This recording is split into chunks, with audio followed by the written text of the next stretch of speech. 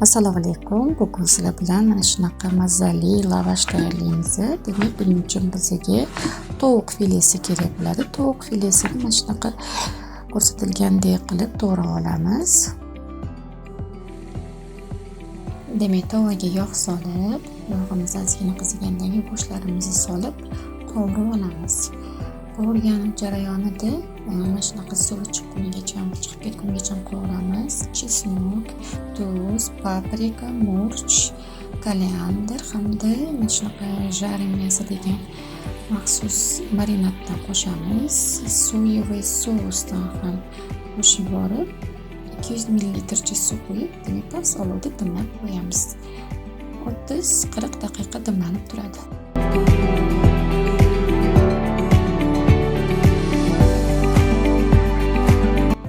Go'shtimiz pishib chiqqandan keyin lavashni yig'ib olamiz.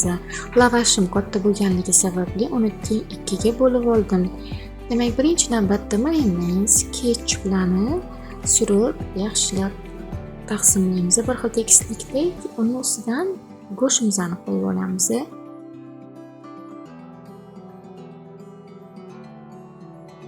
Go'shtning ustidan piyoz, bodring, pomidor, salat bargi, kartoshka hammasini ketma-ketlikda taxlab, xuddi shu ko'rinishda demak o'rab olamiz.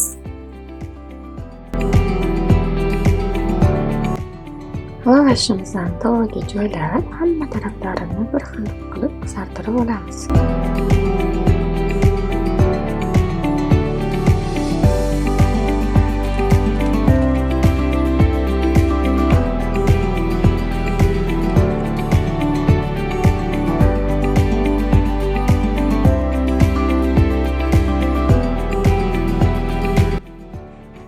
Tayyorlab ko'rishlarini maslahat berardim, sababi juda mazali bo'ladi.